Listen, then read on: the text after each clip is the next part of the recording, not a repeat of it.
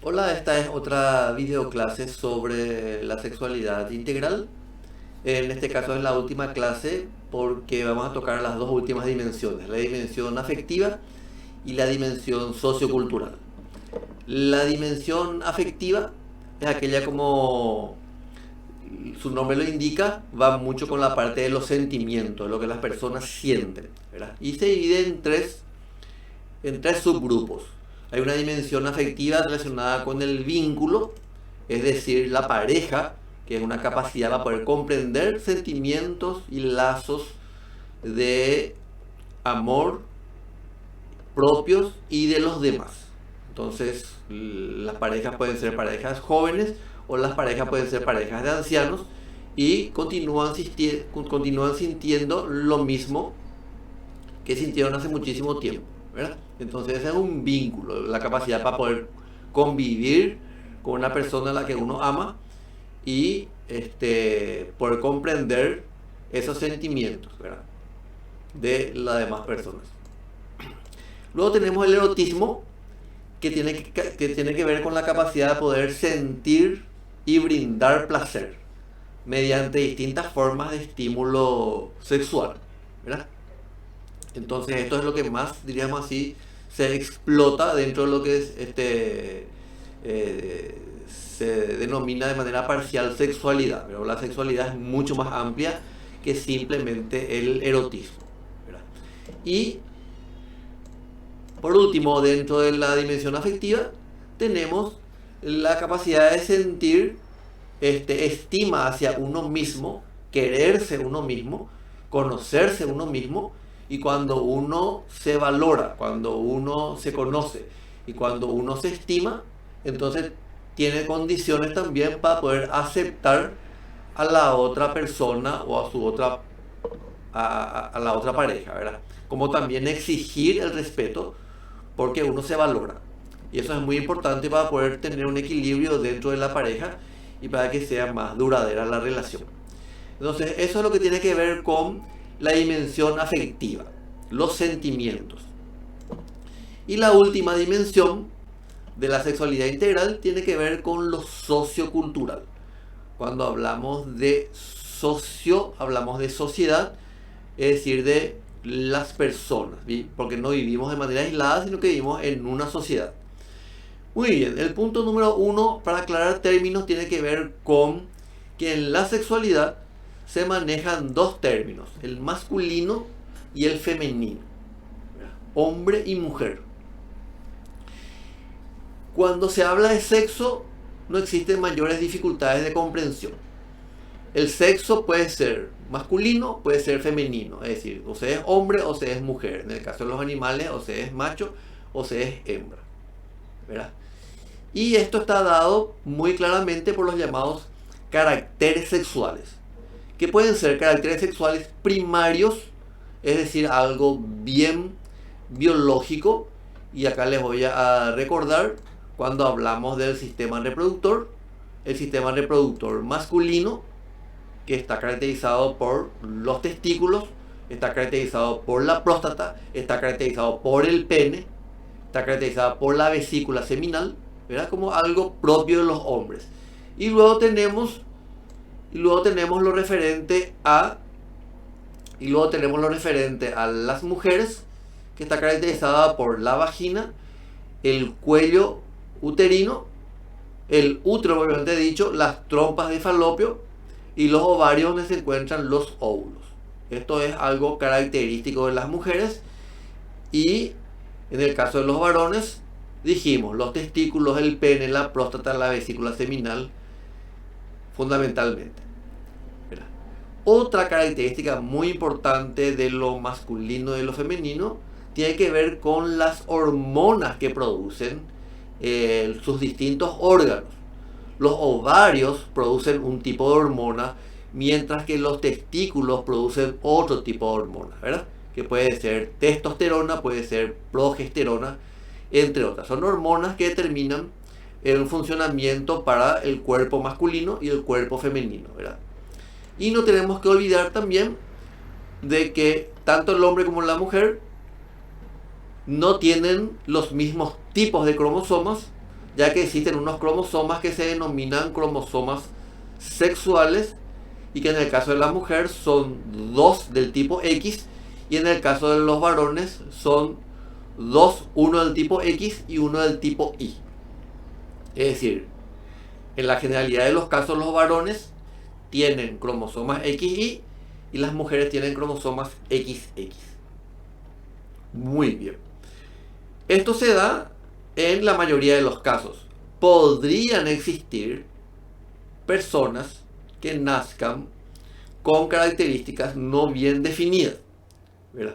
Es decir, podrían nacer individuos que tengan diferentes tipos de cromosomas. En vez de tener XY, tiene XXY, o podría tener XYY, o podría tener solo X.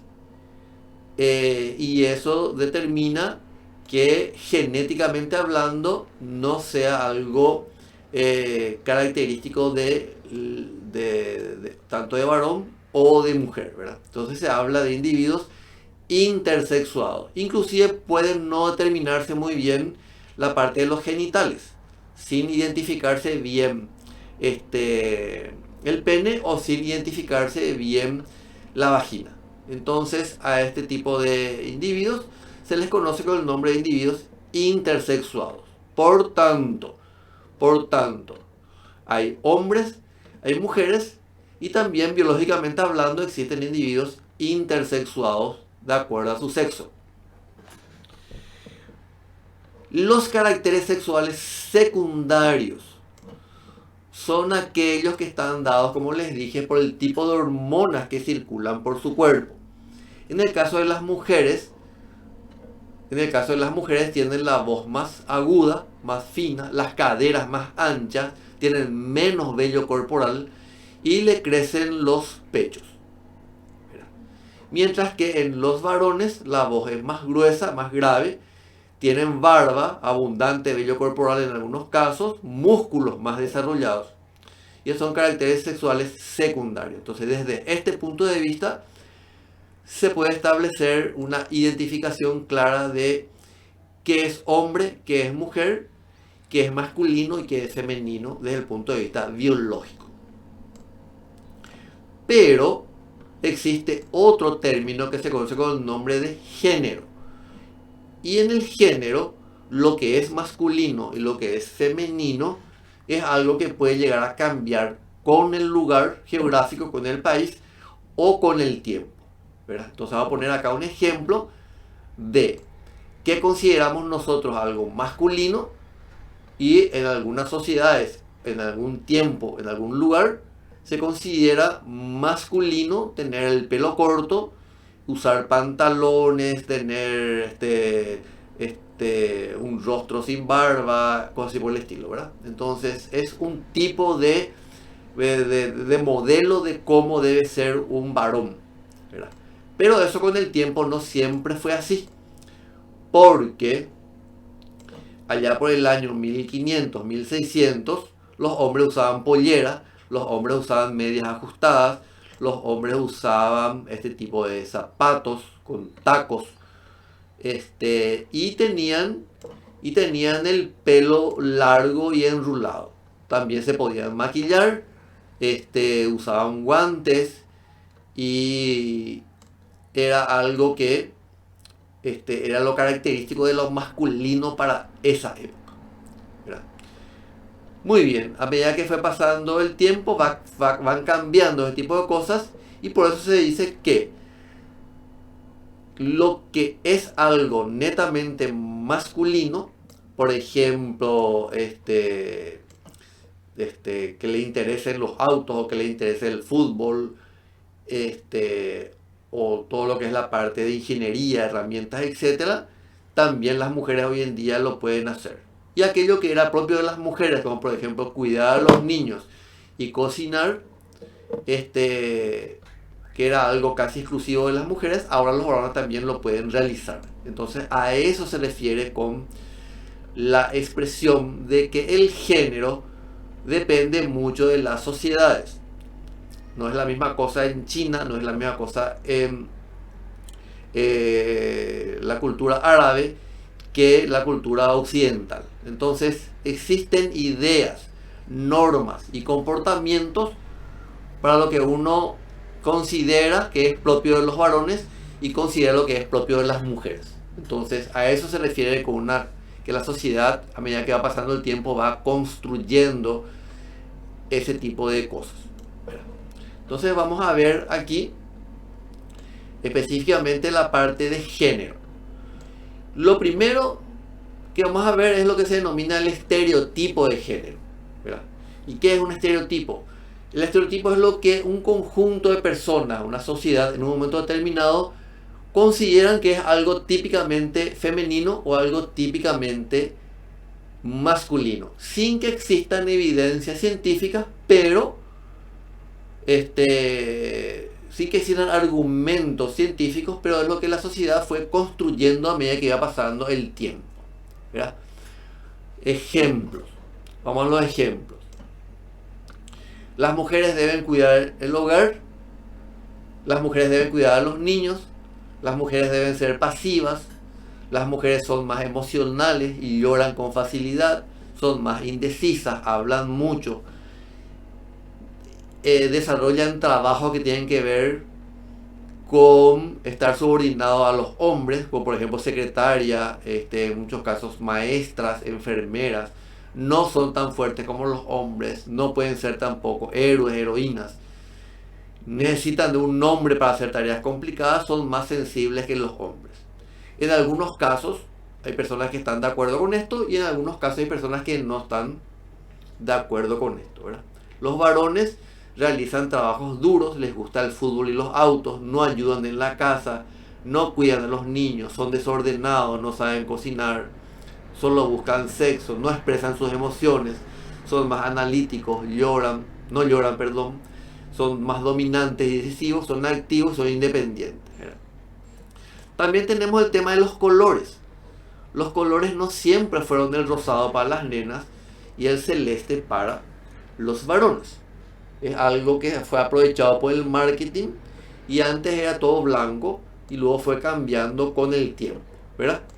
Y luego, como les dije, a medida que va pasando el tiempo, los niños se les va enseñando y se les va mostrando imágenes que los nenes deben hacer esto y las nenas deben hacer ese tipo de cosas. Entonces, de esta manera, la sociedad va construyendo qué es lo propio de los varones y qué es lo propio de las nenas, de las chicas, de las mujeres. Pero esto con el tiempo va cambiando. Por eso es que se dice que el género es una construcción social. Muy bien, entonces a eso se refiere con estereotipo de género. Vayamos ahora a otra expresión de género que se llama la equidad de género, que es algo diferente. En la equidad de género lo que se busca es una igualdad o una equiparación entre los hombres y las mujeres en cuanto a 4 aspectos muy importantes. En primer lugar, valorar, la valoración, ¿verdad? No es que el hombre vale más que la mujer, ni la mujer vale más que el hombre, sino que tienen el mismo valor. También los derechos, por ejemplo, derecho a votar. En algunos países primero comenzaron a votar los varones y luego comenzaron a votar las mujeres, porque antes las mujeres no tenían el derecho al voto. Oportunidades laborales también. Antes las mujeres no tenían oportunidad de determinados tipos de trabajos, ¿verdad? Y también los beneficios. Por ejemplo, el tema del salario. Que a igual trabajo, varones y mujeres tengan el mismo salario. Entonces a eso se refiere con la equidad de género. Existe una problemática muy importante, especialmente en términos de valoración, que tiene que ver con la violencia. Existe violencia de género en el que el hombre maltrata, golpea a la mujer, y en algunos casos esa violencia puede llegar a terminar con la vida de la mujer, y allí se habla de homicidio femenino o feminicidio, ¿verdad? Simplemente por el hecho de ser mujer. Muy bien. Y por último, tenemos lo referido a la identidad de género.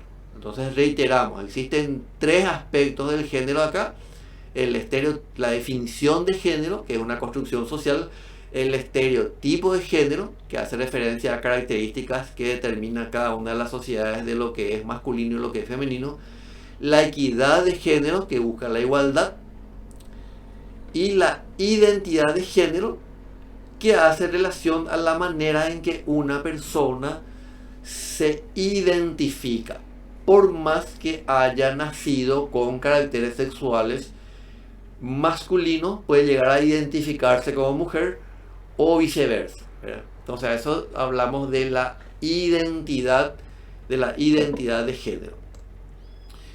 Dentro de esa identidad de género tenemos que hablar de lo que se conoce con el nombre de orientación sexual. Es decir, en algunos casos, en la mayoría de los casos, los hombres se sienten atraídos por las mujeres y las mujeres por los varones, que es una atracción por el sexo opuesto, ¿verdad? Pero esta orientación sexual no siempre es heterosexual. Es decir, no siempre la atracción sexual, erótica, emocional y amorosa es entre personas de sexo contrario, sino que hay veces es entre personas del mismo sexo. Y en ese caso se habla de homosexualidad. La homosexualidad entonces es una orientación sexual que se refiere a un patrón de atracción que puede ser sexual, erótica, emocional, amorosa, hacia personas de su mismo sexo. Y en el caso de la homosexualidad es importante considerar qué es un sí y qué es un no. Por ejemplo, la homosexualidad sí es una orientación sexual que en la mayoría de los casos se da desde temprana edad, inclusive puede ser desde la preadolescencia. Sí puede ocurrir tanto de hombres con hombres como mujeres con mujeres, ¿verdad? Y también algo importante que resaltar es que también es cierto que existe discriminación en algunas sociedades hacia este tipo de orientación sexual. En algunas sociedades más que en otras, ¿verdad? Y que es un no, de acuerdo a las ciencias de la psicología. No se considera una enfermedad que deba ser curada. No se considera tampoco que sea una elección, algo que uno debe decir elijo o no elijo, sino que es algo que viene más del interior, es una orientación interna que uno siente, ¿verdad? Y tampoco es algo que pueda enseñarse o que pueda aprenderse, ¿verdad? Entonces no es una conducta aprendida. Muy bien, ahora vamos a hablar sobre dos aspectos que tienen que ver con la problemática surgida en relación a la identidad de género. Una de ellas tiene que ver con los grupos de personas que no se consideran con una sexualidad binaria, es decir, no entran dentro del grupo de los masculinos ni tampoco dentro de los femeninos, ¿verdad? Y este es un grupo que existe y que tienen como principal objetivo buscar reconocimientos a la diversidad de género, es decir, que se acepte, que no se discrimine, no solamente que no se discrimine, sino que tengan también derechos las lesbianas, los gays, los bisexuales, los transexuales, aquellos que no se ubican exactamente en ninguno de los géneros anteriores, ¿verdad? Los intersexuados, etc., ¿verdad? Entonces estos movimientos en sus posturas alegan de que se tiene que poder tener la libertad de elegir el género con el que uno se identifica. Y en esa elección del género, ¿verdad? En esa elección del género, hayamos dicho que la homosexualidad no es una elección, pero aquí lo que mencionamos es que cuando yo elijo definitivamente cuál de estos géneros es lo que más me identifica, ¿verdad? Entonces ahí como un grupo, lo que se busca es reconocer que esa elección es válida y que también uno tiene que no ser discriminado y también exige ciertos derechos, como es el caso, por ejemplo, de los homosexuales que buscan tener el derecho a una unión civil que se conoce con el nombre de el matrimonio gay o el casamiento o la unión civil, ¿verdad? Que puedan casarse. En algunos países pueden casarse según la ley, en otros países no pueden casarse según la ley. Muy bien. Y por el otro lado tenemos lo que se denomina ideología de género, ¿ya? Que es también un grupo de personas que utilizan el término ideología de género para no aceptar o no reconocer de que existe una sexualidad no binaria, ¿verdad? Y se oponen a todo intento de reconocimiento de esta diversidad de género. Entonces ellos en sus posturas alegan de que existe una conspiración mundial para promover la homosexualidad, rechazan la educación sexual en las escuelas por el temor a que se les enseñe a las personas a elegir un género determinado, ¿verdad? Y también se oponen a leyes que permitan la unión civil entre homosexuales y el reconocimiento de los derechos, etc. En el grupo de los que utilizan el término ideología de género, solamente existen en los humanos hombres y mujeres, masculinos y femeninos, y rechazan la existencia de la diversidad de género. Entonces, en el mundo, en casi todos los países, existen estos enfrentamientos entre los movimientos LGBT y también los movimientos a favor de el término ideología de género.